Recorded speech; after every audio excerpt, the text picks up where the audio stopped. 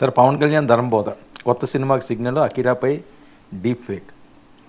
పవన్ కళ్యాణ్ ధర్మబోధ అంటే ఇప్పుడు ఆయన సనాతన యోగి కదా, ధర్మ పరిరక్షణ అని చేస్తుంటారు. ఆయన మొన్న నాందేడ్ వెళ్ళారు. అవును, నాందేడ్లో గురు తేజ్ బహదూర్, అది సిక్కు, దానికి సిక్కులకు చాలా పవిత్రంగా అక్కడికి వెళ్తారు. అయితే పవన్ కళ్యాణ్ అక్కడికి వెళ్ళడం అనేది ఒక ఉప ముఖ్యమంత్రి హోదాలో కావచ్చు, భక్తుడిగా కావచ్చు. మహారాష్ట్ర ముఖ్యమంత్రి దేవేంద్ర ఫడ్నవీస్ కూడా వచ్చారు అక్కడికి. అంటే పవన్ కళ్యాణ్ వెళ్ళింది ఉప ముఖ్యమంత్రి, ఆయన వచ్చారు, వీళ్ళందరూ కలిసి అవన్నీ చేశారు. పవన్ కళ్యాణ్ అక్కడ చాలా పవర్ఫుల్ స్పీచ్ ఇచ్చారని మీడియా, మహారాష్ట్ర వీళ్ళంతా ఏమి అంటే ధర్మ పరిరక్షణ చేసుకోవాలి. తల్వార్ అంటారు కదా, కత్తి, తల్వార్తోనే కాదు త్యాగంతో కూడా చేసుకోవాలి. తేజ్ బహదూర్ అని ఆయన త్యాగంతో అలా చేశాడు కాబట్టి ఆయన మనం ఈరోజు కూడా ఆరాధిస్తున్నాము. ఆధ్యాత్మికత, ధర్మ పరిరక్షణ ఇవి ఉంటేనే దేశం ముందుకు పోతుందని ఒక బలమైన సందేశం ఇచ్చాడు ఆయన. ఇదంతా మహారాష్ట్ర మీరు ముఖ్యమైన బీజేపీ పాలనలో ఉంది. దేవేంద్ర ఫడ్నవీస్ అక్కడ ముఖ్యమంత్రిగా ఉన్నారు. నాందేడ్లో ఇవన్నీ చెప్పడమే కాకుండా ఒక మాట కూడా వాడారు. మన పొరుగు దేశాల్లో అంటే బంగ్లాదేశ్లో ముఖ్యంగా హిందువుల మీద, మతాల మీద అల్పసంఖ్యాకుల మీద లేదా మైనారిటీల మీద జరుగుతున్న దాడులు మీరు కనుక గమనిస్తే ధర్మ పరిరక్షణ చేసుకోవాల్సిన అవసరం ఎంత ఉందో మీకు తెలుస్తుంది. మోదీ గారు దీనికోసం మంచి రూట్ మ్యాప్ ప్రణాళిక తయారు చేశారు.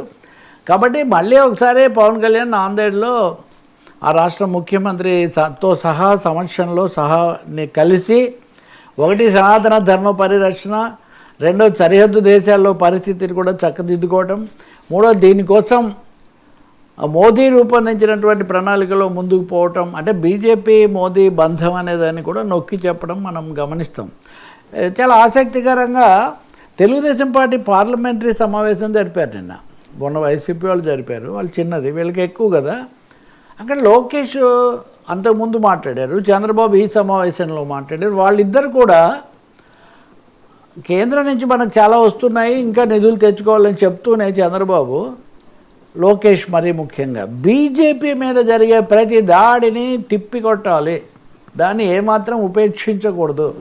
కొంతమంది కావాలని, కొంతమంది అంటున్నారంటే మీకు అర్థమవుతుంది. సో కొంతమంది కావాలని బీజేపీ మీద దాని మత రాజకీయాలని చేస్తున్నారు, కాబట్టి ఖచ్చితంగా నిలబడాలి అని. సో ఇక్కడ పవన్ కళ్యాణ్ కానీ అక్కడ తండ్రి కొడుకులు కానీ ఇస్తున్న మెసేజ్ చాలా క్లియర్. స్టాండ్ బై బీజేపీ, బీజేపీతో ఏమాత్రం అరమరికలు లేకుండా దాన్ని చేయాలని చెప్తున్నారనమాట. ఇది ఆధ్యాత్మిక సమాచారం. సో ఆధ్యాత్మికం నుంచి మనం మళ్ళీ ఇహలోకానికి వస్తే పవర్ స్టార్, మల్టిపుల్ రోల్స్ కదా ఆయన ఓజీ బాగా తెచ్చిపెట్టిన తర్వాత ఉస్తాద్ భగత్ సింగ్ దాదాపు రెడీ అయిపోయింది, మార్చిలో ఏదో విడుదలవుతుంది అది ఇది అంటున్నారు. ఇలాంటి సమయంలో సురేందర్ రెడ్డి గతంలో కొన్ని సంచలన చిత్రాలు కూడా తీశాడు. సురేందర్ రెడ్డితో సినిమాకు ఆయన గ్రీన్ సిగ్నల్ ఇచ్చారు, అది ఖరారు అయిపోయింది. ఆ షూటింగ్ కూడా ఇది విడుదలవుతున్న సమయంలోనే దాదాపు మార్చిలో మొదలవుతుంది అని. బహుశా దేశంలో ఇంతవరకు ఎవరు చేయనట్టుగా పవన్ కళ్యాణ్ ఏకకాలంలో రాజకీయము, సినిమా నిర్మాణం రెండూ చేయటం మటుకు మనం గమనిస్తాం. అంటే ఇది కూడా ఒక వృత్తి, మిగతా వృత్తి లాంటిది. ఆయన సందేశం ఇవ్వడంతో పాటు తన అభిమానులను అలరించాలి, వాళ్ళ యొక్క అభిమానం అలాగే నిలబెట్టుకోవటం, అంటే దానికి సినిమా అనేది తప్పకుండా ఉండాలి. ఎందుకంటే తను ప్రధానంగా ప్రాథమికంగా నటుడుగా దగ్గరయ్యాను కాబట్టి అనే సూత్రం ఆయన గమనంలో ఉన్నట్టుంది. సైరా నరసింహారెడ్డి ఈయనే కదా ఈ దర్శకుడే.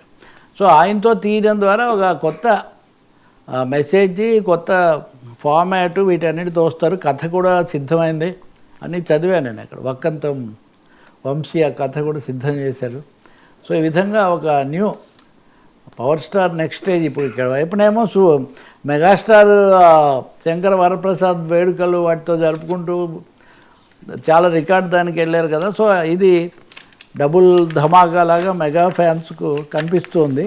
కాకపోతే ఇందులో ఇంకో చిన్న ఇదేంటంటే ఇదే సమయంలో ఆయన కుమారుడు అకీరానందన్ ఈ డీప్ ఫేక్లు, తర్వాత ఫేక్ వీడియోసు, ఈ కల్పనలు ఇవి ఎక్కువైపోయాయి కదా. అకీరా మీద కూడా ఒక డీప్ ఫేక్ వీడియో విడుదల చేశారు. ఇది పెరిగిపోతుంది. ఆయన మీద ఆయన ఇబ్బంది పెట్టే కథనాలు, ఇబ్బంది పెట్టే బొమ్మలు ఇవన్నీ కూడా పెడుతున్నారని ఆయనకు రక్షణ కల్పించాలని హైకోర్టుకి వెళ్ళారు.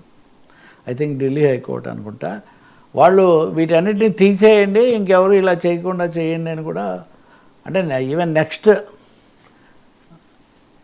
మాస్టర్ పవన్ కూడా, పవర్ స్టార్ కూడా తయారవుతున్నట్టుగా మనకు కనిపిస్తుంది దీని అంతటితో.